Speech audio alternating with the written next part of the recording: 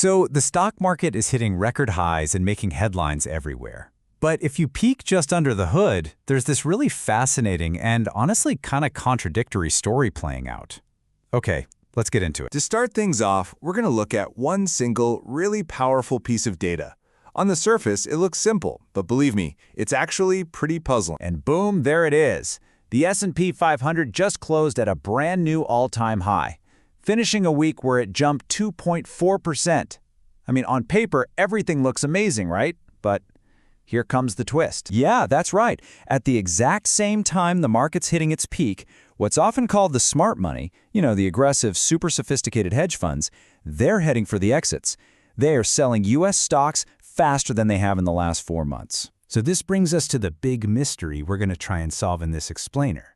If the market's at a record high, why are some of the heaviest hitters betting against it? Let's figure this out together. All right, to crack this case, we've got to understand the two major players currently at war in this market. It's really a classic story of two completely different ways of thinking about investing. Okay, so on one side, you've got the hedge funds. Think fast, aggressive, laser-focused on the short term. They're the ones selling right now. And on the other side, you've got the long-only investors. These are your big, steady giants. Think pension funds, mutual funds. They're not thinking about next week, they're thinking about the next decade. And guess what? They're buying. Now, this is what I find so interesting. Just look at the scale of this disagreement. In this past week alone, these long-only funds, they poured $4 billion into the market. Meanwhile, the hedge funds, they pulled $1 billion out. That is a $5 billion difference of opinion in just 1 week. So it's not just who is buying or selling that's the crucial part here. It's what they're buying and selling.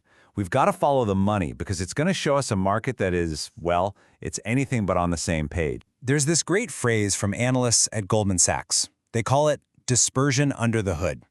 And what that means is that the big market number, that all-time high we saw, it's basically hiding these huge battles happening between different parts of the market. Some stocks are just flying, while others are getting absolutely crushed. So let's look at the winners in this split market.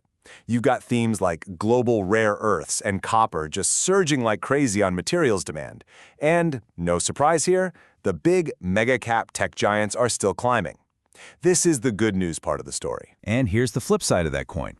Sectors that were super hot just last year, like the obesity drug stocks, are now seeing some major losses. Even stuff like secular growth, these are companies that are supposed to grow no matter what, even they're taking a hit. It really proves this isn't one unified market. It's a market with a serious split personality. So where exactly are these hedge funds placing their bets against the market? Well, for 3 straight weeks, they've been dumping information technology. They're also getting out of financials and those broad market ETFs, the things they call macro products. But here's where it gets really, really fascinating. While they're selling off all these popular stocks, the smart money is making one very specific, very concentrated bet. They are piling into real estate. And I mean, they're not just dipping their toes in. Hedge funds are buying up real estate stocks at the fastest clip we've seen in 3.5 months. And this buying, it's almost all new long positions. That means they are actively, aggressively betting that this one sector is about to go way up. Okay, so these moves aren't just happening randomly in a bubble.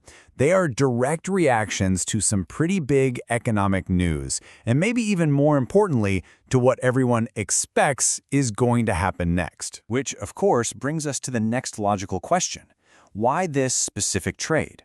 Why pour a ton of money into housing, a sector that's super sensitive to the economy, while you're selling off the very tech stocks that have been everybody's darling? This strategy, at least according to that Goldman Sachs report, is what's called a paired trade.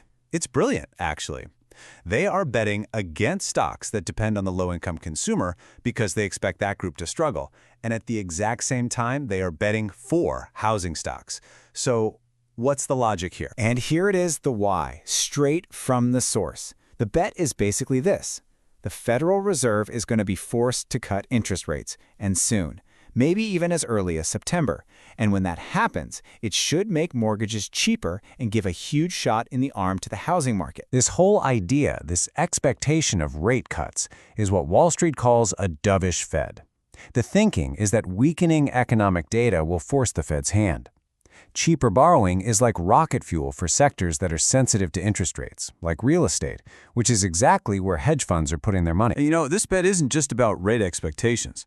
The entire market is just on edge because of these outside shocks. Take gold, for instance. A surprise report about potential tariffs just sent gold futures rocketing to a new all-time high. This is the kind of volatility that makes hedge funds nervous about the whole market and pushes them into these very specific, almost defensive bets, like their housing trade. So, there you have it. We've kind of solved the mystery. The market isn't thinking with one mind. It's this epic battle between long-term optimism and short-term tactical fear. You've got these huge groups of investors placing massive bets on completely opposite outcomes. But this story is definitely not over. The coming week is going to be absolutely critical. All eyes are on three huge reports: consumer inflation, producer inflation, and retail sales. The numbers in these reports are either going to prove the hedge funds right about their fears and their bet on rate cuts, or they're going to pour more fuel on the fire for the long-only investors' optimism. And that really leaves us with one final big thought. With the market at an all-time high, but the experts so clearly split, what's the real risk here? Is it missing out on even more gains if the optimists are right?